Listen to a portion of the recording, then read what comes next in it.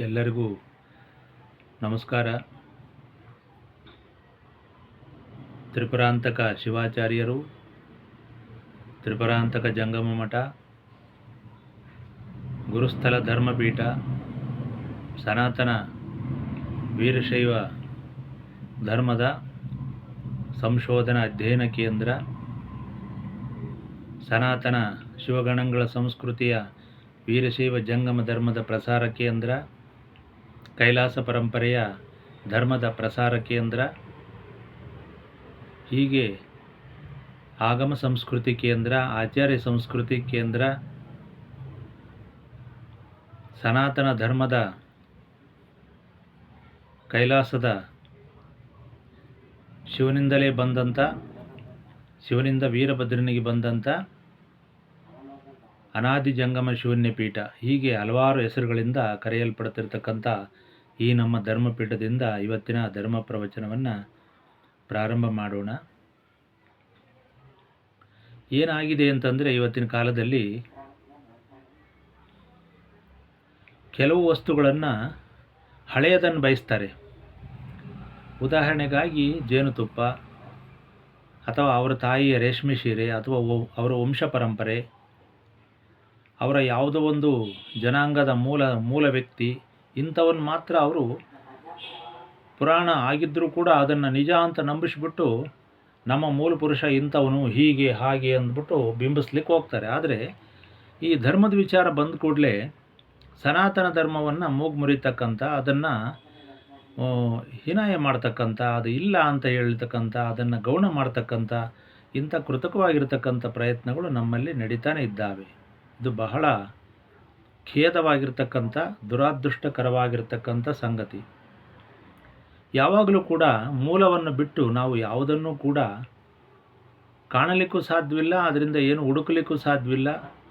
ಮತ್ತು ಮೂಲ ಇಲ್ದಲೆ, ಮೂಲ ಬೀಜ ಇಲ್ದಲೆ ಯಾವುದೇ ವೃಕ್ಷ ಬೀಜ ನ್ಯಾಯ, ಬೀಜ ವೃಕ್ಷ ನ್ಯಾಯ, ಅಥವಾ ಇನ್ನು ಬೇರೆ ಬೇರೆ ರೀತಿಯಾಗಿರ್ತಕ್ಕಂಥ ಕೋಳಿ ಮೊದಲು, ಅಥವಾ ಅದರ ತತ್ತಿ ಮೊದಲು, ಹೀಗೆ ತಾಯಿ ಮೊದಲು, ಮಗು ಮೊದಲು, ಹೀಗೆ ಬೇರೆ ಬೇರೆ ಆಗಿರ್ತಕ್ಕಂಥ ಒಂದು ಮೂಲಗಳನ್ನು ನಾವು ಇದ್ರ ಬಗ್ಗೆ ಹೇಳಬೇಕು. ಆದ್ದರಿಂದ ಇವತ್ತಿನ ಕಾಲದಲ್ಲಿ ಇದು ಒಂದು ರೀತಿಯಾಗಿರ್ತಕ್ಕಂಥ ರೋಗವಾಗಿ ಪರಿಣಮಿಸಿದೆ. ನಾನು ಬಹಳ ಜನಗಳ ಬಾಯಲ್ಲಿ, ಬಹಳ ಚಿಂತಕರು, ವಿಚಾರವಂತರು, ತಿಳಿದಂಥವರು, ವಯಸ್ಸಾದವರು, ಜ್ಞಾನಿಗಳು, ಹಲವಾರು ಗ್ರಂಥಗಳನ್ನು ಓದಿದಂಥವರು ಬಾಯಲ್ಲೂ ಕೂಡ ಇದು ಬರ್ತಾ ಇದೆ. ಅಂದರೆ ಏಕೋ ಇದು ಒಂದು ರೀತಿ ದುರಾದೃಷ್ಟಕರವಾಗಿರ್ತಕ್ಕಂಥ ಭಾರತ ಧರ್ಮಕ್ಕೆ ತಗಲಿರ್ತಕ್ಕಂಥ ಒಂದು ಸಾಂಕ್ರಾಮಿಕ ರೋಗ, ಒಂದು ಗ್ರಹಣ ಅಂತ ನಾನು ಹೇಳ್ತಾ ಇದ್ದೀನಿ. ಯಾತಕ್ಕೆ ಅಂದರೆ, ನಾವು ಮೂಲವನ್ನು ಬಿಡಲಿಕ್ಕೆ ಸಾಧ್ಯವಿಲ್ಲ. ಯಾವುದೇ ಕಾರಣಕ್ಕೂ ಮೂಲ ಗೋತ್ರ ಪರಂಪರೆ ಆಗಿರ್ಬೋದು, ಜಾತಿಯ ಕೊಲಗಳಾಗಿರ್ಬೋದು, ಶಿಷ್ಟ ಪರಂಪರೆಗಳಿಗೆ ಹೇಗೆ ಗೋತ್ರ ಸೂತ್ರಗಳು, ಅವರವರ ಋಷಿಗಳು, ಅವರ ಶಿವಗಣಗಳು ಮೂಲವೋ, ಅದೇ ರೀತಿ ಬುಡಕಟ್ಟು ಜನಾಂಗಗಳಿಗೂ ಕೂಡ ಅವರದೇ ಆಗಿರತಕ್ಕಂಥ ಮೂಲ ಪುರುಷರ, ಜಾನಪದ ವೀರರ ಮೂಲಗಳು, ಕೊಲಗಳು ಅವಶ್ಯಕವಾಗಿ ಅವರು ಹಿಡಿದಿಟ್ಕೊಂಡೇ ಇರ್ತಾರೆ. ಆದರೆ ಮೂಲ ಸನಾತನ ಧರ್ಮದ ವಿಷಯ ಬಂದಾಗ ಮಾತ್ರ ಅದನ್ನು ಹಿಂದೂ ಧರ್ಮ ಇದು ಅಂತ ಕರೆದು ಅದನ್ನು ಒಂದು ರೀತಿ ಪಕ್ಕಕ್ಕೆ ತಳ್ಳಲಿಕ್ಕೆ ಪ್ರಯತ್ನ ಮಾಡ್ತಾರೆ. ಇದಕ್ಕೆ ಏನು ಕಾರಣ ಅಂದರೆ, ಅವರ ಮನಸ್ಥಿತಿಗಳು ಕಾರಣ. ಯಾವಾಗ ಮೂಲ ಧರ್ಮವನ್ನು ಹೊಗಳಿಕ್ಕೆ ಹೋದಾಗ ಅಲ್ಲಿ ಒಂದೆರಡು ಜನಾಂಗಗಳ ಉಲ್ಲೇಖಗಳು ಬರ್ತವೆ. ಒಂದು ಶೈವ ವೀರಶೈವ ಧಾರ್ಮಿಕ ಜನಾಂಗ, ಇನ್ನೊಂದು ವೈದಿಕ ಬ್ರಾಹ್ಮಣ ಜನಾಂಗ. ಹೀಗೆ ಎರಡು ಪರಂಪರೆಗಳು ಅವ್ರ ಮನಸ್ಸಿಗೆ ಬಂದು ಅವು ಒಂದು ರೀತಿಯಾಗಿರ್ತಕ್ಕಂಥ, ಅವರಿಗೆ ಪಾಪ ಅಸಮಾಧಾನ ಆಗುತ್ತೆ. ಅವರಿಗೆ ಎಲ್ಲಿ ನಮ್ಮ ಮೂಲ ಪುರುಷರ ಈ ವಿಷಯ ಹೇಳಿದರೆ ಎಲ್ಲಿ ಇದಾಗೋಗುತ್ತೋ ಅನ್ನೋ ದೃಷ್ಟಿಯಿಂದ ಅವರು ಪಾಪ ಆ ರೀತಿ ಮಾಡ್ತಾ ಇದ್ದಾರೆ ಅನಿಸುತ್ತೆ. ಆದರೆ ಅವರು ಏನೇ ಮಾಡಿದರೂ ಕೂಡ ಮೂಲ ಪರಂಪರೆಯನ್ನು ಅಳಿಸಲಿಕ್ಕೆ ಯಾರ ಕೈಯಿಂದಲೂ ಸಾಧ್ಯವಿಲ್ಲ. ಮೂಲ ಇಲ್ಲದಲೇ ಯಾವುದೂ ಇಲ್ಲ. ಒಂದು ಮೂಲ ಉಗಮ ಬೇಕೇ ಬೇಕು. ಇವತ್ತು ನಮ್ಮ ಭಾರತದ ಧರ್ಮ ಹುಟ್ಟಿರ್ತಕ್ಕಂಥದ್ದು ಹಿಮಾಲಯದಿಂದ. ಅಲ್ಲಿಂದಲೇ ನಮ್ಮ ಧರ್ಮಚರಿತ್ರೆ ಪ್ರಾರಂಭ ಆಗುತ್ತೆ. ಅಲ್ಲೇ ನದಿಗಳು ಕೂಡ ಹುಟ್ಟುತ್ತವೆ. ಗಂಗಾ, ಯಮುನಾ, ಸರಸ್ವತಿ, ಸಿಂಧು ಇವೆಲ್ಲ ಅಲ್ಲೇ ಹುಟ್ಟುತ್ತವೆ. ಆದ್ದರಿಂದ ಅಲ್ಲಿ ಸಂಸ್ಕೃತಿ ಅಲ್ಲಿ ಆ ಒಂದು ನದಿಗಳ ಬಯಲಿನಲ್ಲೇ ಹುಟ್ಟೋದ್ರಿಂದ ಅದು ಹಿಂದೂ ಅಂತಕ್ಕಂಥದ್ದು, ಅದು ಸಿಂಧು. ಅದೇ ರೀತಿ ಈ ಹಿಂದಿ ಭಾಷೆ ಇದೆಯಲ್ಲ, ಅದು ಕೂಡ ಸಿಂಧಿ ಭಾಷೆ, ಸಿಂಧ್ ಪ್ರಾಂತ್ಯದ ಒಂದು ಭಾಷೆ. ಈಗ ಅದರಿಂದಲೇ ನೋಡಿ, ಇವತ್ತಿನ ಸಂಸ್ಕೃತಕ್ಕೆ ಲಿಪಿ ಇಲ್ಲದೇ ಇರಲಿಕ್ಕೆ ಏನು ಕಾರಣ ಅಂದರೆ, ಸಂಸ್ಕೃತವು ಪ್ರಾಕೃತದ ಒಂದು ಸಂಸ್ಕರಿಸಲ್ಪಟ್ಟಿರ್ತಕ್ಕಂಥ ಭಾಗ ಅಂತ ಸಂಶೋಧನೆಗಳಿಂದ ನಮಗೆ ಮತ್ತು ತಿಳುವಳಿಕೆಯಿಂದಲೇ ಗೊತ್ತಾಗುತ್ತೆ. ಅದಕ್ಕೇನು ಸಂಶೋಧನೆ ಬೇಕಿಲ್ಲ. ಪ್ರಾಕೃತ ಮತ್ತು ಸಂಸ್ಕೃತ ಅಂತ ಅದಕ್ಕೆ ಎರಡು ಹೆಸರಿದೆ. ಪ್ರಾಕೃತ ಅಂದರೆ ಪ್ರಕೃತಿಯಲ್ಲಿ ಹುಟ್ಟಿರ್ತಕ್ಕಂಥದ್ದು, ಅದು ಬ್ರಾಹ್ಮಿ, ಅದು ಸಿಂಧಿ ಭಾಷೆ, ಹಿಂದಿ ಅದರ ಲಿಪಿ. ಅದು ಕ್ರಮೇಣ ಹಿಂದಿ ಭಾಷೆ ಆ ಥರ ಆಗಿದೆ, ಅದರ ಮೂಲ ಅದೇ ಇದೆ. ಸಿಂಧಿ ಪ್ರಾಂತದ ಭಾಷೆಯೇ ಹಿಂದಿ. ಹಿಂದೂ ಧರ್ಮವನ್ನು ನಾವೇ ಕರಿತೀವೋ ಅದು ಕೂಡ ಇದೇ ರೀತಿ ನಾವು ಅರ್ಥ ಮಾಡ್ಕೊಳ್ಬೇಕು. ಆದ್ದರಿಂದ ಆ ಮೂಲದಲ್ಲಿ ಹಿಮಾಲಯದ ತಪ್ಪಲಲ್ಲಿ ಹುಟ್ಟಿರ್ತಕ್ಕಂಥ ಅವೆರಡೂ ಕೂಡ ಭಾಳ ಹಳೆಯವು ಅಂತಕ್ಕಂಥದ್ದನ್ನು ಹೇಳಲಿಕ್ಕೆ ಇದನ್ನು ಹೇಳಬೇಕಾಯಿತು. ಈಗ ನಮಗೆ ಭಾಷಾ ಚರಿತ್ರೆಯಲ್ಲಿ, ಲಿಪಿಗಳ ಚರಿತ್ರೆಯಲ್ಲಿ ಕಾಣತಕ್ಕಂಥದ್ದು ಬ್ರಾಹ್ಮಿ ಭಾಷೆ ಒಂದೇ. ಆದರೆ ಅದಕ್ಕಿಂತ ಹಿಂದೆ ಮಾಹೇಶ್ವರಿ ಲಿಪಿ ಅಂತ ಇದೆ ಮತ್ತು ಸಿದ್ಧ ಮಾತೃಕ ಅಂತಿದೆ. ಇನ್ನು ಬೇರೆ ಬೇರೆ ನಾಗ ಉರಗ ಲಿಪಿ, ನಾಗ ಭಾಷೆ, ಇವೆಲ್ಲ ಸಾಕಷ್ಟು ಭಾಷಾ ಅಧ್ಯಯನದ ಚರಿತ್ರೆಯಲ್ಲಿ ನಾನು ಚೆನ್ನಾಗಿ ಅದನ್ನು ಓದಿದ್ದೇನೆ. ಜೈನ ಬೌದ್ಧ ಗ್ರಂಥಗಳ ಕೆಲವು ಲಿಸ್ಟ್ಗಳಲ್ಲೂ ಕೂಡ ಅವು ಆ ಭಾಷೆಗಳ ವಿವಿಧ ನೂರಾರು ಭಾಷೆಗಳ ಪಟ್ಟಿ ನಮಗೆ ಲಭ್ಯವಾಗಿದೆ. ಆದರೆ ಬಹಳ ಜನಗಳು ಇನ್ನು ಅಧ್ಯಯನ ಮಾಡದೆ ಸುಮ್ಮನೆ ಕುರುಡಾಗಿ ಏನೇನೋ ಹೇಳ್ತಾರೆ. ಆದರೆ ನಾವು ಸಂಶೋಧಕರಾದಂಥವರು ಆ ರೀತಿ ಹೇಳಲಿಕ್ಕೆ ಸಾಧ್ಯವಿಲ್ಲ. ನಾವು ಅಧ್ಯಯನವನ್ನು ಮಾಡಿ ಯಾವುದಾದ್ರು ಒಂದು ಅಧ್ಯಯನ ಗ್ರಂಥದ, ಆಕರ ಗ್ರಂಥದ ಉಲ್ಲೇಖವನ್ನು ಕೊಟ್ಟು ನಾವು ಹೇಳಬೇಕಾಗತ್ತೆ. ಸುಮ್ಮನೆ ಹೇಳೋದರಿಂದ ಏನು ಪ್ರಯೋಜನ ಇಲ್ಲ. ಆದ್ದರಿಂದ ನಾನು ನನ್ನ ಸಂಶೋಧನೆ ಅಧ್ಯಯನ ಕಾಲದಲ್ಲಿ, ಲಿಪಿಗಳು ಮತ್ತು ಭಾಷೆಗಳು, ಜನಾಂಗಗಳ ಅಧ್ಯಯನಗಳ ಕಾಲದಲ್ಲಿ ಇದನ್ನು ಬಹಳ ಚೆನ್ನಾಗಿ ಅಧ್ಯಯನವನ್ನು ಮಾಡಿ, ಇಂತಿಂಥ ಭಾಷೆಗಳಿದ್ದವು, ಇಂತಿಂಥ ಭಾಷೆಗಳು ಮೂಲವಾಗಿದ್ದವು, ನಂತರ ಭಾಷಾ ಚರಿತ್ರೆ ಹೇಗೆ ಬೆಳೀತಾ ಬಂತು, ಭಾಷೆಗಳ ಉಗಮ ಎಲ್ಲಾಯಿತು, ಹೇಗೆ ಭಾಷೆ ಅಂತಂದರೆ ಏನು, ಲಿಪಿ ಅಂತಂದರೆ ಏನು, ಜನಾಂಗಗಳು ಅಂದರೆ ಏನು, ಅವುಗಳ ಸಂವಹನ ಹೇಗೆ ಆಗಿದೆ, ಅವುಗಳ ಬೆಳವಣಿಗೆ ಹೇಗಾಗಿದೆ, ಎಲ್ಲಿ ಹುಟ್ಟಿತು, ಎಲ್ಲಿಂದ ಬಂತು ಅಂತಕ್ಕಂಥದ್ದನ್ನು ಬಹಳ ನಿಖರವಾಗಿ ಆರಂಭದಿಂದ ಅಂತ್ಯದವರೆಗೆ ಕೂಡ ನಾನು ಅದನ್ನು ಚೆನ್ನಾಗಿ ಅಧ್ಯಯನ ಮಾಡಿದ್ದೇನೆ. ಆದ್ದರಿಂದ ನಾನು ಬಹಳ ಲೀಲಾಜಾಲವಾಗಿ ಭಾಷಾ ಚರಿತ್ರೆಯನ್ನು ಹೇಳಲಿಕ್ಕೆ ಸಮರ್ಥನಾಗಿ ಅಧಿಕಾರವಾಣಿಯಿಂದ ಹೇಳ್ತಾ ಇದ್ದೇನೆ. ಅಲ್ಲಿ ನಮಗೆ ಸಿಗ್ತಕ್ಕಂಥದ್ದು ಸಿಂಧೂ, ಹರಪ್ಪ ಮತ್ತು ಸಿಂಧೂ ಲಿಪಿಗಳು ಕಾಣಿಸಿದ್ದಾವೆ. ಅವುಗಳನ್ನು ಓದಲಿಕ್ಕೆ ಸಾಧ್ಯವಾಗಿಲ್ಲ. ಆದರೂ ಕೂಡ ಅಧ್ಯಯನಕಾರರು, ಸಂಶೋಧಕರು ಕೆಲವೊಂದು ಸಂಜ್ಞಾಕ್ಷರಗಳನ್ನು, ಆ ಸಂಜ್ಞೆಗಳನ್ನು ಹಿಡಿದುಕೊಂಡು ಇದು ಇಂಥದ್ದಿರ್ಬೋದು ಅಂತ ಬಹಳ ಕಷ್ಟಪಟ್ಟು ಕೆಲವೊಂದು ಹೆಸರುಗಳನ್ನು ಹೇಳಿದ್ದಾರೆ. ಆದರೆ ಅದು ಇವತ್ತಿನ ಸಾಮಾನ್ಯ ಜನಗಳ ಗಮನಕ್ಕೆ ಬಂದಿಲ್ಲ. ಬಹಳ ಸಂಶೋಧಕರ ಗಮನಕ್ಕಂತೂ ಬಂದಿದೆ. ಅಲ್ಲಿ ಕಾಣತಕ್ಕಂಥದ್ದು ನಮಗೆ ಬ್ರಾಹ್ಮಿ ಲಿಪಿ ಕಾಣುತ್ತೆ ಕೊನೆಗೆ. ಸಿಂಧೂ ಮತ್ತು ಹರಪ್ಪ ಸಂಸ್ಕೃತಿ ಲಿಪಿಗಳನ್ನು ಇದುವರೆಗೂ ಓದಲಿಕ್ಕೆ ಸಾಧ್ಯವಾಗಿಲ್ಲ. ಯಾಕೆಂದರೆ ತುಂಬ ಹಳೆಯದು ಯಾವುದು ಕೂಡ ಇಲ್ಲಿ ಭೂಮಿ ಮೇಲೆ ಉಳಿಯೋದಿಲ್ಲ, ಎಲ್ಲ ಹೋಗ್ಬಿಡುತ್ತೆ. ಯಾವುದೋ ಆಧಾರಗಳು ಸಿಗೋದಿಲ್ಲ, ಅಲ್ಲಿ ಎಲ್ಲ ಭೂಗತವಾಗಿ ಹೋಗ್ಬಿಡುತ್ತೆ. ಅದರಿಂದ ಇದು ಸಿಕ್ಕಿಲ್ಲ, ಅದರಿಂದ ಇದನ್ನು ನಂಬಲಿಕ್ಕೆ ಸಾಧ್ಯವಿಲ್ಲ ಅಂತ ಹೇಳಲಿಕ್ಕೆ ಬರೋದಿಲ್ಲ. ಅದಕ್ಕಿಂತ ಜನಾಂಗಗಳ ಲಿಪಿಗಳು, ಭಾಷೆಗಳು, ಸಂಸ್ಕೃತಿಗಳು ಎಷ್ಟೋ ಹೋಗಿವೆ. ವಿಜ್ಞಾನವೇ ಅವತ್ತಿನ ಕಾಲದಲ್ಲಿ ಇದೆ ಅಂದರೆ ಗ್ರಹ ನಕ್ಷತ್ರಾದಿಗಳು, ಗ್ರಹಣಾದಿಗಳು, ಗ್ರಹಗಳ ಚಲನಗತಿಗಳು ವೇದಾಗಮಗಳಲ್ಲಿಯೇ ಬಂದಿವೆ ಅಂತಂದರೆ ಆಯುರ್ವೇದ, ಜ್ಯೋತಿಷ್ಯ, ಖಗೋಳ, ಭೂಗೋಳ, ಸಸ್ಯಶಾಸ್ತ್ರ, ಪ್ರಾಣಿಶಾಸ್ತ್ರ ಎಲ್ಲವೂ ಕೂಡ, ವಾಸ್ತು, ಪ್ರತಿಯೊಂದು ಕೂಡ ಅವತ್ತಿನ ಕಾಲದಲ್ಲೇ ಬಂದಿದ್ದಾವೆ ಅಂತಂದರೆ ವಿಜ್ಞಾನ ಎಷ್ಟು ಬಾರಿ ಪುನರಾವರ್ತನೆ ಆಗಿದೆ ಅಂತಕ್ಕಂಥದ್ದನ್ನು ನಾವು ಯೋಚನೆ ಮಾಡಬೇಕು. ಇವತ್ತು ಪಂಚಾಂಗದಲ್ಲಿ ಎಲ್ಲೋ ಕೂತ್ಕೊಂಡು ಇಂಥ ದಿವಸವೇ ಗ್ರಹಣ ಆಗುತ್ತೆ, ಇಂಥ ದಿವಸನೇ ಇಂಥ ನದಿ ಹುಟ್ಟುತ್ತೆ, ಹೀಗೆ ಆಗುತ್ತೆ ಅಂತ ಹೇಳ್ತಾರೆ ಅಂತಂದರೆ ಅದಕ್ಕೆ ಎಷ್ಟು ಮಹತ್ವ ಇದೆ. ಅದು ವಿಜ್ಞಾನವೋ ಅಥವಾ ಜ್ಯೋತಿಷ್ಯವೋ ಅಂತೇಳಿ ಯೋಚನೆ ಮಾಡಬೇಕು. ಜ್ಯೋತಿಷ್ಯವೂ ಕೂಡ ವಿಜ್ಞಾನದ ಒಂದು ಭಾಗ. ಅದೇ ರೀತಿ ಭಾರತದಲ್ಲಿ ಎಲ್ಲ ರೀತಿಯ ವಿದ್ಯೆಗಳು, ಸಾಕಷ್ಟು ಗುಪ್ತ ವಿದ್ಯೆಗಳು, ಸಾಕಷ್ಟು ಗುಪ್ತ ನಾಗರಿಕತೆಗಳು ನಮಗೆ ಗೊತ್ತಿಲ್ಲದಂತೆ ಆಗೋಗಿದ್ದಾವೆ. ಅದೃಷ್ಟವಶಾತ್ ಕೆಲವೊಂದು ನಾಗರಿಕತೆಗಳು ನಮಗೆ ಲಭ್ಯವಾಗಿದ್ದರಿಂದ ನಮ್ಮ ಭಾರತದ ಮೂಲ ಚರಿತ್ರೆ ಹೀಗೆ ಇರಬಹುದು, ಮೂಲ ಜನಾಂಗ ಹೀಗೆ ಇರಬಹುದು ಅಂತಕ್ಕಂಥ ಒಂದು ನಿಷ್ಕರ್ಷೆಗೆ ನಾವು ಬಂದಿರೋದ್ರಿಂದ ಇಂಥ ವಿಷಯಗಳನ್ನು ನಾವು ಬಹಳ ಸಡಗರದಿಂದ, ಅಧಿಕಾರದಿಂದ, ಆನಂದದಿಂದ ಇಂಥವನ್ನು ಹೇಳಿಕೊಂಡು ನಾವು ಸಂತೋಷ ಪಡಬೇಕಾದ ವಿಚಾರಗಳು ಇಂಥವಿದ್ದಾವೆ.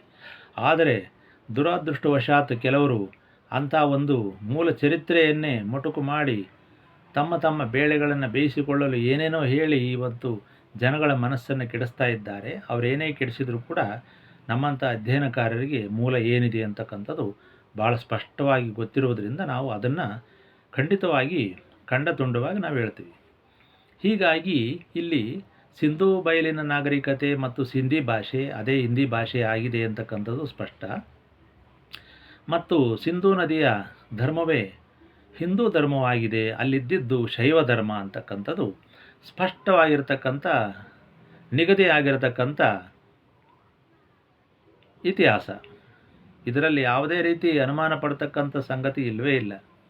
ಎಷ್ಟು ಶೈವ ಧರ್ಮ ಮತ್ತು ಶಿವಲಿಂಗಗಳ ಒಂದು ಚರಿತ್ರೆ, ಶಿವಲಿಂಗಗಳ ಸ್ಥಾಪನೆ ಹಿಂದೆ ಎಷ್ಟು ಇತಿಹಾಸ ಅಡಗಿದೆ ಅಂತಕ್ಕಂಥದ್ದನ್ನು ಈಗ ಪ್ರಪಂಚದಾದ್ಯಂತ ಇರತಕ್ಕಂಥ ಶಿವಲಿಂಗಗಳ ಒಂದು ದೇವಾಲಯಗಳಿಂದ ನಾವು ನೋಡ್ಬೋದು.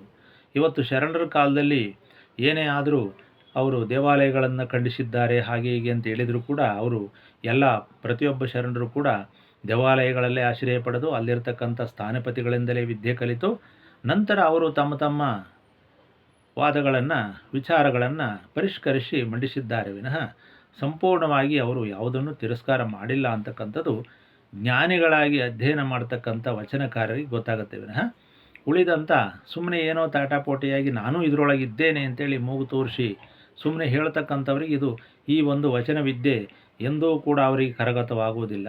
ಅವುಗಳನ್ನು ಸಂಪೂರ್ಣವಾಗಿ ಅಧ್ಯಯನಕ್ಕೆ ಒಳಪಡಿಸಿದಾಗ ಮಾತ್ರ ಚಿಕಿತ್ಸಕ ದೃಷ್ಟಿಯಿಂದ ಹಳೆಯ ಇತಿಹಾಸದ ಒಂದು ಅಭಿಮಾನದಿಂದ ಓದಿದಾಗ ಮಾತ್ರ ಅವರಿಗೆ ಪೂರ್ವ ಚರಿತ್ರೆ ಗೊತ್ತಾಗುತ್ತೆ ವಿನಃ ಕೇವಲ ವಚನಗಳಲ್ಲಿ ಭಾರತದ ಇಡೀ ಇತಿಹಾಸವನ್ನು ಕಟ್ಟಿಕೊಡಲು ಎಂದಿಗೂ ಸಾಧ್ಯವಿಲ್ಲ. ಅದು ಸುಲಭ ಸಾಧ್ಯವೂ ಅಲ್ಲ, ಅದು ಎಂದೂ ಕೂಡ ಅಸಾಧ್ಯ. ಆದ್ದರಿಂದ ಇಂಥ ಗಟ್ಟಿ ಸಂಗತಿಗಳನ್ನು ಸಿದ್ಧ ಮಾಡಿಕೊಂಡು ನಾವು ಹೇಳಬೇಕು ವಿನಃ ಇತಿಹಾಸವನ್ನು ತುಂಡರಿಸಿ ಅಲ್ಲಿಗೆ ಒಂದೊಂದು ಇತಿಹಾಸ ಒಂದೊಂದು ಕಾಲಘಟ್ಟ ಇರುತ್ತೆ, ಆದರೆ ನಾವು ತುಂಡರಿಸಲಿಕ್ಕೆ ಬರೋದಿಲ್ಲ. ಭಾರತದ ಇತಿಹಾಸ ಎಲ್ಲಿಂದ ಶುರುವಾಗುತ್ತೋ ಅಲ್ಲಿಂದಲೇ ತಗೋಬೇಕು.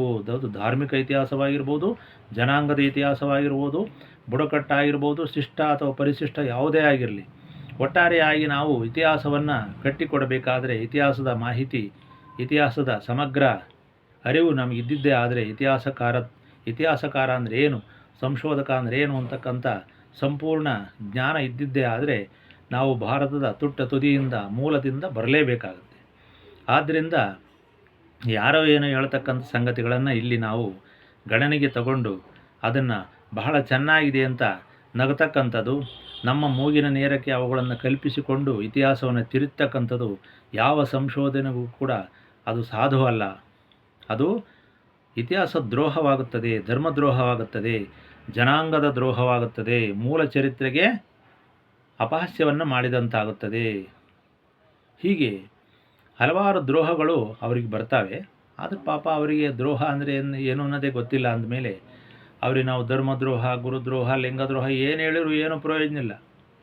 ಅವ್ರು ಅದನ್ನೇ ಮಾಡ್ತಾರೆ, ನಾವು ಇದನ್ನೇ ಮಾಡ್ತಿರ್ತೀವಿ. ಆದ್ದರಿಂದ ಅದೊಂದು ಕಡೆ ಇರಲಿ. ವಾದ ವಿವಾದ ಜಗತ್ತಿನಲ್ಲಿ ಯಾವ ಕಾಲಕ್ಕೂ ಕೂಡ ಅದಿದ್ದೇ ಇರುತ್ತೆ. ಎಲ್ಲ ವಿಷಯಕ್ಕೂ ಅಷ್ಟೇ, ಕೇವಲ ಧರ್ಮಚರಿತ್ರೆ ಇತಿಹಾಸ ಅಂತಲ್ಲ, ಎಲ್ಲ ವಿಷಯಕ್ಕೂ ಕೂಡ ತಮ್ಮದೇ ಆಗಿರತಕ್ಕಂಥ ಸ್ವಂತಿಕೆ, ಸ್ವಂತ ವಾದಗಳು, ಅನುಕೂಲ ಸಿಂಧು, ತನಗೆ ಯಾವುದು ರುಚಿಯಾಗುತ್ತೋ ಅದು ಊಟ ಮಾಡೋದು, ತನಗೆ ಯಾವ ಮಾತು ಬರುತ್ತೋ ಅದನ್ನ ಇದು ಮಾಡೋದು, ಮತ್ತು ತಾನು ಎಲ್ಲಿಗೆ ಹೋಗ್ಬೇಕೋ ಅಲ್ಲಿಗೆ ಹೋಗೋದು, ತಾನು ಏನು ಅನುಭವಿಸ್ಬೇಕೋ ಅದನ್ನು ಅನುಭವಿಸೋದು, ಯಾರನ್ನು ಬೈಬೇಕೋ ಅವ್ರನ್ನ ಬೈಯೋದು, ಯಾರನ್ನ ಹೊಗಳ್ಬೇಕೋ ಅವ್ರನ್ನ ಹೊಗಳೋದು, ಸ್ವಮತ ಪ್ರಶಂಸೆ, ಪರಮತ ಖಂಡನೆ, ಸ್ವಮತ ಪ್ರಶಂಸೆ. ಇಲ್ಲಿ ಮತ ಮತ್ತು ಧರ್ಮಗಳಿಗೆ ಅಂತರ ಇದೆ ಅಂತ ನಾನು ಸಾಕಷ್ಟು ಬಾರಿ ಹೇಳಿದ್ದೇನೆ. ತನ್ನದು ಮತವಾಗಿದ್ದರೂ ಕೂಡ ಧರ್ಮ ಅಂತ ಅದನ್ನು ಪ್ರಶಂಸೆ ಮಾಡೋದು, ಬೇರೆದು ಮೂಲ ಧರ್ಮ ಇದ್ದರೂ ಕೂಡ ಆ ಧರ್ಮವಾಗಿದ್ದರೂ ಕೂಡ ಅದನ್ನು ಮತ ಅಂತ ಹೇಳೋದು. ಇಂಥ ಒಂದು ವಿಚಿತ್ರವಾದಗಳು ಮನುಷ್ಯನ ಮತಿಯಲ್ಲಿ ಯಾವತ್ತೂ ಕೊರತೆ ಇಲ್ಲ. ಆದ್ದರಿಂದ ಆ ಮತಗಳನ್ನು ಯಾವಾಗ ಮೂಲ ಧರ್ಮದಿಂದ ಕವಲೊಡೆದು ಯಾವುದಾದ್ರೂ ಒಂದು ಪ್ರವಾದಿಯಿಂದ ಹೊರಗೋಯ್ತೋ ಅದಕ್ಕೆ ನಾವು ಮತ ಅಂತ ಕರೆದಿದ್ದೀವಿ. ಯಾಕಂದ್ರೆ ಅದು ಮತಿಯಿಂದ ಹೊರಟಂಥದ್ದು, ಧರೆಯಿಂದ ಪ್ರಾಕೃತಿಕವಾಗಿ ಬಂದಂಥದ್ದಲ್ಲ ಅದು. ಅದರಿಂದ ಅದನ್ನು ಧರ್ಮದ ಸ್ಥಾನದಲ್ಲಿ ಕೂರಿಸಲು ಯಾವತ್ತೂ ಕೂಡ ಸಾಧ್ಯವಿಲ್ಲ. ನರಮನುಷ್ಯರಿಂದ, ಪ್ರವಾದಿಗಳಿಂದ, ಯಾವುದ್ಯಾವುದೋ ಪೂರ್ವಾಗ್ರಹದಿಂದ ಮೂಲ ಧರ್ಮವನ್ನು ಬಿಟ್ಟು ಮೂಲ ಧರ್ಮವನ್ನು ಆಚರಣೆ ಮಾಡಲಾಗದೆ ತಮ್ಮದೇ ಆಗಿರತಕ್ಕಂಥ ವೈಯಕ್ತಿಕ ಪ್ರತಿಷ್ಠೆಯಿಂದ ಯಾವುದನ್ನು ಸ್ಥಾಪನೆ ಮಾಡ್ತಾರೋ, ಒಂದಷ್ಟು ಜನ ಗುಂಪುಗಳನ್ನು ಇಟ್ಕೊಳ್ತಾರೋ, ಸಮಗ್ರ ಭಾರತದ ಎಲ್ಲ ಜನಾಂಗಗಳನ್ನು ಕೂಡಿ ಹಾಕಿಕೊಳ್ಳಲಿಕ್ಕೆ ಯಾರಿಗೆ ಸಾಧ್ಯವಿಲ್ಲವೋ, ಕೇವಲ ಯಾವುದೋ ಒಂದು ಗುಂಪನ್ನು ಸೇರಿಸಿಕೊಂಡು ತಮ್ಮ ವಾದವನ್ನು ಮಂಡಿಸುತ್ತಾರೋ, ಇವೆಲ್ಲವೂ ಕೂಡ ಪ್ರವಾದಿಗಳ ಮತಗಳು ಅಂತ ಅನಿಸ್ಕೊಂತವೆ. ಅಲ್ಲಿ ಮತಿಗಳು ಕೆಲಸ ಮಾಡ್ತವೆ, ಜನಗಳ ಮತಿಗಳು ಕೆಲಸ ಮಾಡ್ತವೆ. ಹೇಗೆ ನಾವು ಚುನಾವಣೆಯಲ್ಲಿ ನಮ್ಮ ಮತಿಗಳನ್ನು ಕೆಲಸ ಮಾಡಿ ಮತ ಕೊಟ್ಟು ಯಾವುದಾದ್ರು ಒಂದು ರಾಜಕೀಯ ವ್ಯಕ್ತಿಯನ್ನು ಅವನು ಅರ್ಹನೋ ಅನರ್ಹನೋ ಯೋಚನೆ ಮಾಡೋಕ್ಕೆ ಹೋಗೋದಿಲ್ಲ. ಅವನು ಒಳ್ಳೆಯವನೋ ಕೆಟ್ಟವನು ನೋಡೋದಿಲ್ಲ. ಅವನಿಂದ ಮುಂದೆ ಒಳ್ಳೆಯದಾಗುತ್ತೆ ಕೆಟ್ಟದಾಗತ್ತೆ ಏನೂ ನೋಡೋದಿಲ್ಲ. ಅವನು ಪ್ರಪಂಚದ ಜನಗಳ ಉದ್ಧಾರವನ್ನು ಮಾಡ್ತಾನೋ ಇಲ್ವೋ, ಅವನು ಯಾವ ಮೂಲದಿಂದ ಬಂದಿದ್ದಾನೆ, ಅವನ ಕ್ಷೇಮಾಭ್ಯುದಯ ಏನಿದೆ, ಅವನ ದುರುದ್ದೇಶ ಏನಿದೆ, ಉದ್ದೇಶ ಏನಿದೆ, ಸದುದ್ದೇಶ ಏನಿದೆ, ಯಾವುದನ್ನೂ ನೋಡದೆ ಸುಮ್ಮನೆ ಕೇವಲವಾಗಿ ಮತ ಯಾರು ಹೆಂಗೆ ಹೇಳ್ತಾರೋ ಹಂಗೆ ಕೇಳ್ತಕ್ಕಂಥದ್ದೇ ಮತ, ತನ್ನ ಮನಸ್ಸಿನಲ್ಲಿ ಹುಟ್ಟತಕ್ಕಂಥದ್ದೇ ಮತ, ಯಾವುದೋ ಒಂದು ಆಮಿಷಕ್ಕೆ ಒಳಗಾಗ್ತಕ್ಕಂಥದ್ದು ಕೂಡ ಮತ. ಆದ್ದರಿಂದ ಧರ್ಮ ಮತ್ತು ಮತಗಳಲ್ಲಿ ಸಾಕಷ್ಟು ಅಂತರವಿದೆ. ಇದನ್ನು ಸಾರಿ ಸಾರಿ ಹೇಳಲೇಬೇಕಾಗುತ್ತೆ. ನಾವು ಧರ್ಮಪೀಠ ಅಂತ ಮಾಡಿಕೊಂಡಿರೋದೇ ಅದಕ್ಕೋಸ್ಕರ. ಇಲ್ಲಿ ಸುಮ್ಮನೆ ಯಾರ್ಯಾರಿಗೋ ಇದನ್ನು ವಿವಾದಗಳನ್ನು ಹಚ್ಚಲಿಕ್ಕಾಗಿ ಏನಲ್ಲ. ಇದು ಸ್ಪಷ್ಟ ಮೂಲ ಜನಾಂಗಗಳ ಅಧ್ಯಯನ, ಕುಲಶಾಸ್ತ್ರ ಅಧ್ಯಯನ, ಪರಂಪರೆಗಳು, ಆಚರಣೆಗಳು, ಎಲ್ಲ ಸಂಸ್ಕೃತಿಗಳು, ಕುಲ ಕೊಲ ಬುಡಕಟ್ಟುಗಳು, ಶಿಷ್ಟ ಪರಂಪರೆ, ಪರಿಶಿಷ್ಟ ಪರಂಪರೆ, ಋಷಿ ಪರಂಪರೆ, ಶಿವಗಣ ಪರಂಪರೆ, ಭಾರತದ ಸಮಗ್ರ ಮೂಲ ಇತಿಹಾಸ, ಅದರ ಪಳೆಯುಳಿಕೆಗಳು, ಆದಿಮಾನವನ ಅವಶೇಷಗಳು, ಅವ್ರು ಬಳಸ್ತಿದ್ದಂಥ ಆಯುಧಗಳು, ಅವ್ರು ಆಡ್ತಿರ್ತಕ್ಕಂಥ ಭಾಷೆ, ಹೀಗೆ ಇತಿಹಾಸ ಸಂಶೋಧನೆಯಲ್ಲಿ ಎಲ್ಲ ಸಮಗ್ರ ವಿಚಾರಗಳು ಬರುತ್ತದೆ. ಕಾವ್ಯಗಳು, ಪುರಾಣಗಳು ಬರ್ತವೆ. ಇಲ್ಲಿ ಪುರಾಣಗಳು ಅಂತ ಅಂದ್ಕೂಡಲೇ ಒಂದು ವಿಷಯ ಬಂತು. ಈಗ ಕೆಲವರು ಇತ್ತೀಚೆಗೆ ಅದು ಪುರಾಣ, ಇದು ಪುರಾಣ ಅಂತ ಬಹಳ ಮೂಗು ಮುರಿತಕ್ಕಂಥ, ಬಹಳ ಕೆಟ್ಟ ಒಂದು ಬಾಲಿಶವಾಗಿರ್ತಕ್ಕಂಥ ಸಣ್ಣ ಮಕ್ಕಳು ಆಡ್ತಕ್ಕಂಥ ಆಟಗಳನ್ನು ಆಡ್ತಾ ಇದ್ದಾರೆ. ಅಂಥವ್ರಿಗೆ ನಾನು ಹೇಳ್ತಕ್ಕಂಥದ್ದು ಇದು, ನಿಮಗೆ ಪುರಾಣ ಅಂತಂದರೆ ಹೊಸ್ದಾಗಿ ಹುಟ್ಟಿರ್ತಕ್ಕಂಥದ್ದಲ್ಲ, ಇದು ಸೃಷ್ಟಿ ಮಾಡಿರ್ತಕ್ಕಂಥದ್ದಲ್ಲ. ವೇದಾಗಮಗಳಾದರೂ ಒಂದು ರೀತಿ ಮನುಷ್ಯನ ತಲೆಯಿಂದ ಹುಟ್ಟಿದ್ದಾವೆ, ಮಸ್ತಕದಿಂದ. ಆದರೆ ಪುರಾಣಗಳು ಯಾವತ್ತೂ ಕೂಡ ಸುಳ್ಳಲ್ಲ. ಪುರಾಣಗಳು ನಡೆದ ಕಥೆಗಳು. ಪುರಾಣಗಳಲ್ಲಿ ಮತ್ತೊಂದಷ್ಟು ತಮ್ಮ ಅನುಕೂಲಕ್ಕೆ ಒಂದಷ್ಟು ಜೋಡಿಸಿರ್ಬೋದೇ ವಿನಃ ಯಾವುದೇ ಕಾರಣಕ್ಕೂ ನೀವು ಪುರಾಣಗಳನ್ನು ನೀವು ಉಲ್ಲಂಘಿಸ್ತಕ್ಕಂಥ ಪ್ರಮೇಯವೇ ಇಲ್ಲ. ಅವು ವೇದಾಗಮಗಳಿಗಿಂತಲೂ ಮೂಲ. ತಿಳ್ಕೊಳ್ಳಿ. ಪುರಾಣ ಅದರ ಹೆಸರೇ ಪುರಾಣ, ಪುರಾತನ. ಈ ಶಬ್ದಾರ್ಥಗಳು ತಿಳ್ಕೊಳ್ರಿ ಮೊದಲು. ಸುಮ್ಮನೆ ಪುರಾಣ ಅಂದ್ಕೂಡಲೇ ಮೂಗು ಮುರಿಯೋಕ್ಕೆ ಹೋಗ್ಬೇಡ್ರಿ. ನಿಮ್ಮ ತಿಳುವಳಿಕೆ ಭಾಳ ಕಮ್ಮಿ ಇದೆ. ನಾನೇ ಹೇಳ್ತಾ ಇದ್ದೀನಿ ನೋಡಿ. ಪುರಾಣ ಅಂದರೆ ವೇದಗಳು, ಆಗಮಗಳು, ಉಪನಿಷತ್ತುಗಳು, ವಚನಗಳು ಎಲ್ಲವಕ್ಕಿಂತ ಹಿಂದಿನ ಕಾಲದವು, ಬರೀಲಿಕ್ಕೆ ಆಗದಂಥವು, ಲಿಪಿಗಳೇ ಇಲ್ಲದಂಥ ಕಾಲದಲ್ಲಿದ್ದಂಥವು ಪುರಾಣ. ಇವತ್ತಿನ ಶಿವನ ಕೈಲಾಸದ ವರ್ಣನೆ ಅವೆಲ್ಲ ಸುಮ್ಮನೆ ಬಂದಿಲ್ಲ. ಅವು ಬಾಯಿಂದ ಬಾಯಿಗೆ ಬಂದಿರತಕ್ಕಂಥವು. ಅವುಗಳನ್ನೇ ಕವಿಗಳು ಬಸವ ಪುರಾಣ ಆಗಿರ್ಬೋದು, ಇನ್ನೊಂದಾಗಿರ್ಬೋದು, ಶಿವನ ಪುರಾಣ ಆಗಿರ್ಬೋದು, ಲಿಂಗ ಪುರಾಣ ಆಗಿರ್ಬೋದು, ಆದಿಪುರಾಣ ಆಗಿರ್ಬೋದು, ಎಲ್ಲವೂ ಕೂಡ ಪುರಾಣ ಅಂತ ಏನು ಬರುತ್ತೆ, 6 ಶಾಸ್ತ್ರ, 18 ಪುರಾಣ, ಇವೆಲ್ಲವೂ ಕೂಡ ಬಹಳ ಹಿಂದಿನ ಕಾಲದವು ಅಂತಕ್ಕಂಥದ್ದನ್ನು ಯಾರೂ ಮರಿಬೇಡಿ. ಸುಮ್ಮನೆ ಏನೇನೋ ಹೇಳೋಕ್ಕೆ ಹೋಗಬೇಡ್ರಿ. ಪುರಾಣ ಹೇಳ್ಬಿಟ್ಟಿದ್ದಾರೆ, ನಿಜವಾದ ವಚನಗಳೇ ಬೇರೆ, ಅಲ್ಲಿ ಪುರಾಣವೇ ಬೇರೆ ಅಂತೇಳಿ. ಪುರಾಣ ವಚನಗಳೇ ಅಲ್ಲ, ಆ ವಚನ ಬರೆದಂಥ ವೇದಾಗಮ ಇದ್ವಲ್ಲ ಮೂಲ, ಅವಕ್ಕಿಂತ ಹಿಂದಿನವು. ನಾವು ಇದನ್ನು ನಿಮಗೆ ಆಡುಭಾಷೆಯಲ್ಲಿ ಹೇಳಿದರೆ ಗೊತ್ತಾಗೋದು ನಿಮಗೆ, ಇಲ್ಲಾಂದರೆ ಸುಮ್ಮನೆ ಗೊತ್ತಾಗೋದಿಲ್ಲ ನಿಮಗೆ. ಪುರಾಣ ಅಂದರೆ ಪುರಾಣ, ಪುರಾತನ ಕಾಲದ್ದು ಅಂತ.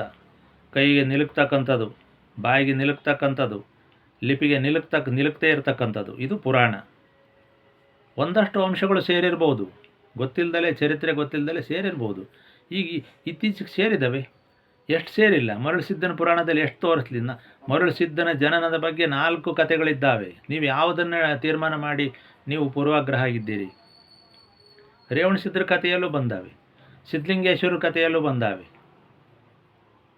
ಮೊದಲು ತಿಳ್ಕೊಬೇಕು ಅವನ್ನ. ಪುರಾಣ ಅಂತೇಳಿ ಮೂಗು ಮರೆಯೋದಲ್ಲ. ಇವತ್ತು ಮರಳುಸಿದ್ದನ ಜನನದ ಬಗ್ಗೆ ನೀವು ಸ್ಪಷ್ಟೀಕರಣ ಇನ್ನೂ ಕೊಡೋಕ್ಕಾಗಿಲ್ಲ. ನೀವು ಯಾವುದನ್ನು ಅದರೊಳಗೆ 4 ಕಥೆ ಇದ್ದಾವೆ, 4ರಾಗ ಒಂದು ದೃಢೀಕರಣ ಮಾಡಿ ನೋಡೋಣ. ನಿಮಗೆ ಸುಮ್ಮನೆ ಮಾತಾಡ್ತೀರಿ. ರೇವಣಸಿದ್ರದ್ದು ಅಷ್ಟೇ, ಸಿದ್ಧಲಿಂಗೇಶ್ವರದು ಅಷ್ಟೇ. ತೋಟದಲ್ಲಿ ಸಿಕ್ಬಿಟ್ರು ಸಿದ್ಧಲಿಂಗೇಶ್ವರರು. ತಂದೆ ತಾಯಿ ಯಾರ ಸಾಕು ತಂದೆನ ನೀವು ನಿಜವಾದ ತಂದೆ ಅಂತ ಹೇಳ್ತೀರಿ. ಸಿದ್ಧಲಿಂಗೇಶ್ವರರು ಯಾವ ಜಾತಿಯವರೋ ಗೊತ್ತಿಲ್ಲ, ಆದರೆ ನೀವು ಬಣಜಿಗರು ಅಂತ ಹೇಳ್ತೀರಿ. ನೀವು ತೀರ್ಮಾನ ಮಾಡೋಕ್ಕೆ ನೀವ್ಯಾರು? ನಿಮಗೇನು ಗೊತ್ತು? ನೀವೇನು ಹೋಗಿ ನೋಡಿದ್ರೆ? ಜ್ಞಾನಾಂಬೆ ಮಲ್ಲಿಕಾರ್ಜುನ ಅವ್ರ ತಂದೆ ತಾಯಿ ಅಂತ ಹೇಳಿದ್ದಾರೆ. ನಿಮಗೆ ಗೊತ್ತಾ, ಯಾರೋ ಏನೋ ಪಾಪ ಬರೆದ್ರು, ಅದನ್ನು ಕೂಡ ಪುರಾಣದ ಥರ ಯಾರೋ ಒಬ್ಬ ಕವಿ ಬರೆದ, ಅದನ್ನು ನೀವು ಹೇಳ್ತಾ ಇದ್ದೀರಿ. ನಿಮ್ಮ ಹತ್ರ ಏನು ದಾಖಲೆಗಳಿದ್ದಾವ? ರೇವಣಸಿದ್ರದ್ದು ಅಷ್ಟೇ, ಕುರುಬರ ಮನೇಲಿ ಬೆಳೆದ್ರು, ಕೊಡುವಕ್ಕಲಿಗರ ಮನೆ ಬೆಳೆದ್ರು ಅಂತಿದ್ದೀವಿ ವಿನಃ ಇಂಥ ತವಲೆ ಹುಟ್ಟಿದ್ರು ಅಂತೇನಿಲ್ಲ. ಅದನ್ನು ನೀವು ಹಂಗೆ ಹೇಳಕ್ಕೆ ಬರಲ್ಲ. ಇನ್ನೂ ಬೇಕಾದ್ರೆ ಕುರುಬ ರೇವಣಸಿದ್ದೊಂದು ಇದೆ, ಪದ್ಮಗೊಂಡನ ಮಗ ಅವನು ಅಂತ. ಆದಿಗೊಂಡನ ಮಗ ಪದ್ಮಗೊಂಡ, ಪದ್ಮಗೊಂಡನ ಮಗ ಕುರುಬ ರೇವಣಸಿದ್ದ, ಅದಿದೆ. ಆದರೆ ಮೂಲ ರೇವಣಸಿದ್ರದ್ದು ಸಿಕ್ಕಿಲ್ಲ. ಅವ್ರ ಚರಿತ್ರೆನೇ ಬೇರೆ ಇದೆ. ಮಲ್ಲಣ್ಣಂದು ಇತರೆ ಬೇರೆ ಬೇರೆ ಕಥೆಗಳೆಲ್ಲ ಇದ್ದಾವೆ. ಶಿವಕವಿ ಮಲ್ಲಣ್ಣವು ಅವೆಲ್ಲ ಇದ್ದಾವೆ. ರೇವಣಸಿದ್ರದ್ದು ತುಂಬ, ರೇವಣಸಿದ್ಧರ ಪರಂಪರೆನೇ ಬೇರೆ ಇದೆ, ರೇಣುಕರ ಪರಂಪರೆಯೇ ಬೇರೆ ಇದೆ. ಅದು ನಿಮ್ಮ ಕೈ ನಿಲ್ಕಲ್ಲ ಬಿಡಿ. ಸುಮ್ಮನೆ ನೀವೇನೇ ಎಗರಾಡಿದರೂ, ನೀವು ಉಳಿದ್ರಾಕ್ಷಿ ಅಂತ ಮನೆಗೆ ವಾಪಸ್ ಬರೋದು ಬಿಟ್ಟರೆ ನಿಮ್ಗೆ ಏನು ಸಿಗೋದಿಲ್ಲ ಅದರಲ್ಲಿ. ನಾವು ಸಾಕಷ್ಟು ಪ್ರಯತ್ನ ಮಾಡಿದ್ದೀವಿ, ಅದಕ್ಕೆ ನಾವು ಸುಮ್ಮನಿದ್ದೀವಿ. ನಮಗಂತೂ ಬಿಡಿ, ರೇವಣಸಿದ್ಧರ ಮೂಲ, ರೇಣುಕಾಚಾರ್ಯರ ಮೂಲ, ಆಚಾರ್ಯ ಪರಂಪರೆ ಮೂಲ ಎಲ್ಲಿದೆ, ಯಾವ ಶಾಸನದಲ್ಲಿದೆ, ಏನಿದೆ, ಭೌತಿಕವಾಗಿ ನಾವ್ಯಾರು, ನಮ್ಮ ಗೋತ್ರ ಸೂತ್ರ ಏನು ಅಂತಕ್ಕಂಥದ್ದು ನಾವೆಲ್ಲ ಕಂಡಿಡ್ಕೊಂಡಿದ್ದೀವಿ, ನಮಗೆ ಗೊತ್ತಿದೆ. ನಿಮಗೆ ಬೇಡದೇ ಇರೋ ವಿಷಯನ ನೀವು ಹುಡ್ಕಕ್ಕೆ ಹೋದ್ರೆ ನೀವು ಹಿಂಗೆ ಆಗೋದಿದು. ನಿಮಗೆ ಬೇಕಾದ್ದಾದರೆ ಭಗೀರಥನ ತನಕ ಹುಡುಕಂತೀರಿ, ಬೇರೆದಾದ್ರೆ ನಿಮ್ಗೆ ಹುಡ್ಕಕ್ಕೆ ಬರಲ್ಲ. ಹಾಗೆ ಸುಮ್ಮನೆ ಇತಿಹಾಸದ ಬಗ್ಗೆ ನೀವು ಗೊಂದಲ ಏರ್ಪಡಿಸೋದು, ಸುಮ್ಮನೆ ಏನೇನೋ ಹೇಳೋದು ಅದೆಲ್ಲ ಒಳ್ಳೆಯದಲ್ಲ. ನಿಮ್ದೇನೈತೆ ಅಷ್ಟು ಹುಡ್ಕೊಂಡು ಸುಮ್ಮನಿರೋದು ಭಾಳ ಒಳ್ಳೆಯದು. ಹೀಗಾಗಿ ಈ ಪುರಾಣಗಳು ಅಂತಕ್ಕಂಥದ್ದನ್ನು ಕವಿಯ ಕೈಚಳಕ, ಕವಿಯ ಕಲ್ಪನೆ. ರವಿ ಕಾಣೋದನ್ನು ಕವಿ ಕಂಡ ಅಂತ ಹೇಳಿದ್ದಾರೆ. ರವಿ ಸೂರ್ಯನೇ ಕಾಣದಿರತಕ್ಕಂಥದ್ದನ್ನು, ಕಗ್ಗತ್ತಲೆಯಲ್ಲಿರ್ತಕ್ಕಂಥದ್ದನ್ನು ಕೂಡ ಕಲ್ಪನೆಯಿಂದ ಆದಷ್ಟು ಕಥೆಯನ್ನು ಕಟ್ಟಿಕೊಟ್ಟು ನಮಗೆ ಪುರಾಣಿಕರು ಉಪಕಾರ ಮಾಡಿದ್ದರೆ ವಿನಃ ಅವರಿಂದ ನಮಗೆ ತೊಂದರೆ ಆಗಿಲ್ಲ. ನೀವು ಅರ್ಥ ಮಾಡ್ಕೊಳೋದ್ರಲ್ಲಿ ವಿಫಲರಾಗಿದ್ದೀರಿ ಅಷ್ಟೇ. ಮರಳಸಿದ್ದನ ಕತೆಗೆ 4 ಉಪಕಥೆ ಯಾಕೆ ಜೋಡಿಸ್ಬೇಕಿತ್ತು? ಯಾರು ಜೋಡಿಸಿದ್ರು? ಗೊತ್ತಿಲ್ಲದಿದ್ದಕ್ಕೆ ತಾನೇ. ಗೊತ್ತಿದ್ರು ಒಂದೇ ಕತೆ ಇರ್ತಾಯಿತ್ತು. ರೇವಣಸಿದ್ರದ್ದು ಅಷ್ಟೇ, ಇಷ್ಟೊಂದು ಗೊಂದಲ ಯಾಕೆ ಆಗ್ತಿತ್ತು? ಕುರುಬ ರೇವಣಸಿದ್ರು ಬೇರೆ, ವೀರಶೈವ ರೇವಣಸಿದ್ರು ಬೇರೆ, ಆಚಾರ್ಯ ರೇವಣಸಿದ್ರು ಬೇರೆ, ರೇಣುಕಾಚಾರ್ಯ ಪರಂಪರೆ ಬೇರೆ, ಲಿಂಗೋದ್ಭವನೆ ಬೇರೆ ಅಂತ ಗೊಂದಲ ಆಗಿದ್ದರಿಂದ ತಾನೇ. ಇಲ್ಲ ಅಂತಿದ್ರೆ ನೇರವಾಗಿ ಕುರುಬ ರೇವಣಸಿದ್ರು ಅಂತ ಹೇಳ್ಬೋದಿತ್ತು. ಅದು ಸಾಧ್ಯವಿಲ್ಲ. ಪೂರ್ವ ಪರಂಪರೆ, ನಮ್ಮ ಮೂಲ ಪರಂಪರೆ ಹಿಮಾಲಯದಲ್ಲಿ ಏನಿತ್ತು ಅಲ್ಲಿಂದಲೇ ಬರಬೇಕು. ಅದು ಪುರಾಣ ಅಂತ ಅಂದ್ರಿ ಏನಾರ ಅನ್ರಿ, ಇರ್ತಕ್ಕಂಥದ್ದೇ ಪುರಾಣ. ವೇದಾಗಮಗಳಿಗಿಂತ ಮುಂಚೆ ಇರ್ತಕ್ಕಂಥದ್ದೇ ಪುರಾಣ. ನೀವು ಯಾರೇನು ಮಾಡಿರೋ ಅದನ್ನೇನು ಮಾಡೋಕ್ಕಾಗಲ್ಲ. ನಿಮಗೆ ಬೇಕಾಗಿರೋದು ವಚನಗಳು ಓದ್ಕೊಳ್ರಿ, ಯಾರು ಬೇಡ ಅಂತಾರೆ. ನಿಮ್ಗೆ ಹೆಂಗೆ ಬೇಕು ಹಂಗೆ ಅರ್ಥ ಮಾಡ್ಕೊಂಡು. ಈಗ ಬಸವ ಎಂದರೆ ಪಾಪ ದೆಸೆಗೆಟ್ಟು ಹೋಗೋದು ಅಂತ ಒಂದು ಮಾತೈತಪ್ಪ. ಅದನ್ನು ನೀವು ಹೆಂಗೆ ಅರ್ಥ ಮಾಡ್ತೀರಿ? ಅಜ್ಞಾನಿ ಒಂಥರ ಅರ್ಥ ಮಾಡ್ತಾನೆ, ಸುಜ್ಞಾನಿ ಒಂಥರ ಅರ್ಥ ಮಾಡ್ತಾನೆ. ಏನು ಮಾಡ್ತಾನೊಬ್ಬ? ಬಸವ ಎಂದರೆ ಪಾಪ ಅಂತಾನೆ, ಅಲ್ಲಿ ನಿಲ್ಲಿಸ್ಬಿಡ್ತಾನೆ, ಕಾಮ ಹಾಕ್ತಾನೆ. ದಿಸೆಗೆಟ್ಟು ಹೋಗುವುದು, ಏನು ದಿಸೆಗೆಟ್ಟು ಹೋಗುತ್ತೆ? ಹಿಂಗೆ ಓದೋ ಕ್ರಮದಲ್ಲೂ ಇದೆ ಅದು. ಸುಮ್ಮನೆ ನೀವು ಎಲ್ಲ ತಿಳ್ಕೊಂಡಿದ್ದೀವಿ ಅನ್ನಂಗೆ ನೀವು ಮಾತಾಡೋಕೋರು ಏನು ಪ್ರಯೋಜನ ಇಲ್ಲ. ನಾವು ಪ್ರಪಂಚದಲ್ಲೇ ಬೆಳೆದ್ದೀವಿ, ನಮಗೂ ಲೋಕಾರೂಢಿ ಲೋಕಜ್ಞಾನ ಇದೆ, ಮತ್ತು ಸಂಶೋಧನೆ ಜ್ಞಾನವೂ ಇದೆ. ಅದಕ್ಕೇ ನಾನು ಹೇಳ್ತಾ ಕೂತಿರೋದು ನಿಮಗೆ. ಸುಮ್ಮನೆ ನಾನೇ ಕೆಲಸ ಇಲ್ದಲೇ ಹೇಳ್ತಾ ಕೂತಿಲ್ಲ. ಬಸವ ಎಂದರೆ ಪಾಪ ದೆಸೆಗೆಟ್ಟು ಹೋಗುವುದು ಅಂತೇಳಿ ಕಂಟಿನ್ಯೂಸ್ ಓದೋದ್ರಿಂದ, ಎಡೆಬಿಡದೆ ನಿರಂತರ ಓದೋದ್ರಿಂದ ಅದರ ಅರ್ಥನೇ ಬೇರೆ ಆಗುತ್ತೆ. ಹೀಗೆ ನಿಮ್ಮ ಮತಿಗಳನ್ನು ಸರಿ ಮಾಡಿಕೊಂಡು ಮತವಾದವನ್ನು ಬಿಟ್ಟು ಧರ್ಮವಾದಕ್ಕೆ ಬಂದರೆ, ಮೂಲ ಧರ್ಮಕ್ಕೆ ಬಂದರೆ, ನಿಮಗೆ ಮೂಲ ಧರ್ಮದ ಸ್ವರೂಪ ಅದು ಪುರಾಣವೇ ಆಗಿರಲಿ ಯಾವುದೇ ಆಗಲಿ ಗೊತ್ತಾಗುತ್ತೆ. ಗಂಗಾ ಯಮುನಾ ನದಿ ನೀರಾದ್ರೆ ಬೇಕು, ಅಲ್ಲಿ ಹೋಗಿ ನೀವು ಸ್ನಾನ ಮಾಡಬೇಕು, ಕುಂಭಮೇಳನೂ ಆಗಬೇಕು, ಎಲ್ಲ ಆಗಬೇಕು. ಶರಣರೆಲ್ಲ ಇದು ಲಿಂಗಕ್ಷೇತ್ರಗಳಲ್ಲೇ ಅವರು ಎಲ್ಲ ವಿದ್ಯೆ ಕಲಿಬೇಕು, ಸೇರಬೇಕು. ಬಸವಣ್ಣರು ಕೂಡ ಮತ್ತೆ ಬಂದು ಅದೇ ಗುರುವಿನ ಸನ್ನಿಧಿಯಲ್ಲಿ ಐಕ್ಯವಾಗಬೇಕು. ಎಲ್ಲದೂ ಬೇಕು ನಿಮಗೆ. ಆದರೆ ಇದು ಬೇಡ, ಸ್ಥಾವರಲಿಂಗ ಬೇಡ. ಅವರೆಲ್ಲಿ ಹುಟ್ಟಿದ್ರು ಗೊತ್ತಿಲ್ಲ, ಅವರೆಲ್ಲಿ ಬೆಳೆದ್ರು, ಅಲ್ಲೆಲ್ಲಿ ಊಟ ಮಾಡಿದ್ರು, ಯಾರಿಂದ ವಿದ್ಯೆ ಕಲಿದ್ರು ಗೊತ್ತಿಲ್ಲ. ಇಂಥ ಅರ್ಧ ಮತಿಯನ್ನು ಇಟ್ಕೊಂಡು ನೀವು ಯಾವ ಧರ್ಮ ಸಾಧಿಸ್ತೀರಿ? ಅದಕ್ಕೆ ನಾನು ಹೇಳ್ತಾ ಇರೋದು ನಿಮಗೆ. ಇದು ಬಿಟ್ಟು ಸಂಪೂರ್ಣ ವಿಶಾಲ ಧರ್ಮವನ್ನು ನೀವು ಹೊರತ್ಕೊಳ್ರಿ. ನೀವು ನಕಲಿಗೊಂದು ಏನು ರಾಮನ ಲೆಕ್ಕ ಒಂದು, ಕೃಷ್ಣನ ಲೆಕ್ಕ ಒಂದು ಅನ್ನಂಗೆ ಒಳಗೊಂದು ಲೆಕ್ಕ ಇಟ್ಕೊಂತೀರಿ ರಾಮಂದು, ಇನ್ನೊಂದು ಕೃಷ್ಣನ ಲೆಕ್ಕ ಇಟ್ಕೊಂತೀರಿ. ಇದು ಬೇಕಿಲ್ಲ. ಇದು ರಾಜಕೀಯ ಸಾಧಿಸೋಕೆ ಒಂದು ಧರ್ಮ, ಇದಕ್ಕೆ ನಿಜವಾದ ಧರ್ಮ ಅಂತ ಒಂದಿಲ್ಲ. ಇಲ್ಲಿ ಇರ್ತಕ್ಕಂಥದ್ದು ಒಂದೇ ಧರ್ಮ. ಅದಕ್ಕೆ ತಿಳ್ಕೊಳ್ರಿ. ನಾವು ನಿಮ್ಮಂಗೆ 2 ಧರ್ಮ, ನಮ್ಮ 2 ಮತ, 4 ಮತ ಏನು, ಶಿವನ್ ಬಿಟ್ಟು ನಾವು ಒಂದು ಹೆಜ್ಜೆ ಮುಂದಕ್ಕೆ ಹೋಗಲ್ಲ.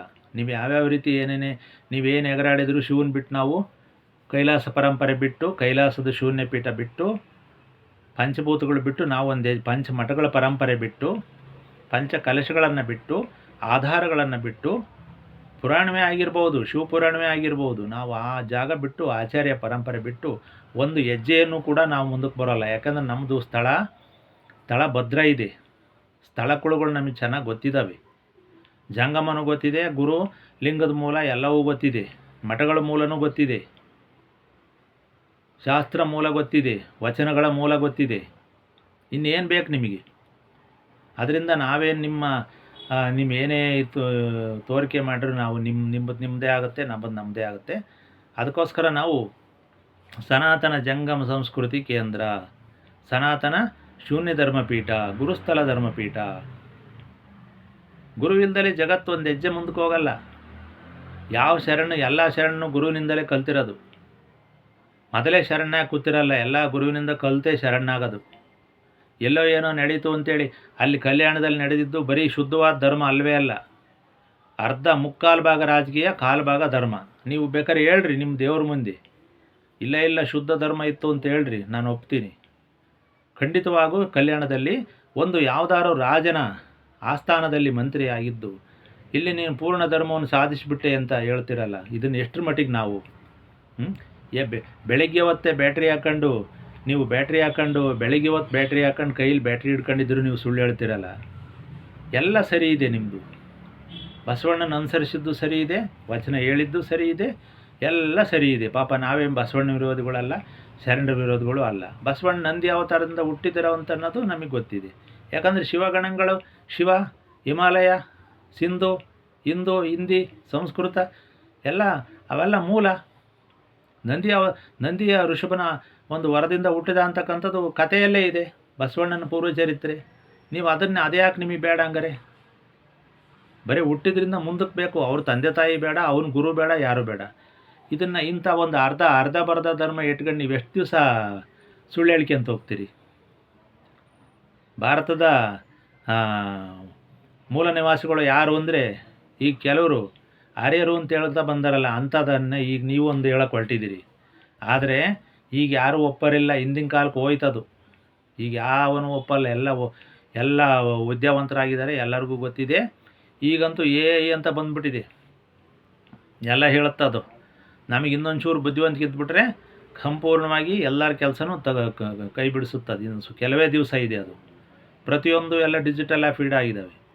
ಅದ್ರ ಜೊತೆಗೆ ನಮಗೇನಂತಂದರೆ ಹುಡುಕಾಡ್ತಕ್ಕಂಥ ಪ್ರಮೇಯ ಇಲ್ಲ. ನಮ್ಮದು ಮೂಲಾಧಾರ ಪರಂಪರೆ ಆದ್ದರಿಂದ ನಾವು ಯಾರಿಗೂ ಕೂಡ ಬೆರಗಾಗಿ, ಬಸವಣ್ಣನಿಗೆ ಬೆರಗಾಗಿ ಅಥವಾ ಲಿಂಗಕ್ಕೆ ಬೆರಗಾಗಿ, ಜಂಗಮಕ್ಕೆ ಬೆರಗಾಗಿ, ಯಾವುದೋ ಒಂದು ಇದಕ್ಕೆ ಬೆರಗಾಗಿ ನಾವು ಇನ್ನೊಬ್ಬರಿಂದ ಹೋಗ್ತಕ್ಕಂಥ ಪ್ರಮೇಯ ಯಾವತ್ತೂ ಕೂಡ ಇಲ್ಲ. ಆದ್ದರಿಂದ ಸ್ಪಷ್ಟವಾಗಿ ನೀವು ಪುರಾಣಗಳನ್ನು ಮೂಗುಮುರಿಯೋದನ್ನು, ಶಾಸ್ತ್ರಗಳನ್ನು ಮೂಗುಮುರಿಯೋದನ್ನು ಬಿಡಿ. ಎಲ್ಲವೂ ವೇದಾಗಮಗಳ ಮೂಲದಿಂದಲೇ ಬಂದಿದ್ದಾವೆ. ನಮಗೆ ಭಾರತದ ಚರಿತ್ರೆಯ ಪ್ರಕಾರ ಇಂತಿಂಥ ಭಾಷೆಗಳಿದ್ದು. ನಾನು ಮಾಹೇಶ್ವರಿ ಭಾಷೆ ಅಂತ ಹೇಳಿದೆ. ಮಾಹೇಶ್ವರರು ಯಾರು? ಅದೇ ವೀರ ಮಾಹೇಶ್ವರರು, ರುದ್ರ ಮಾಹೇಶ್ವರರು, ಪಾಶುಪತ ಮಾಹೇಶ್ವರರು, ಅವರೇ ಮಾಹೇಶ್ವರರು. ಅವ್ರ ಭಾಷೆ ಒಂದಿತ್ತು ಅಂತ ಹೇಳಿದೆ. ಆ ಲಿಸ್ಟ್ ತೆಗೆದು ನೋಡಿರಿ, ಮಾಹೇಶ್ವರ ಭಾಷೆ ಯಾರ್ದು ಅಂತ.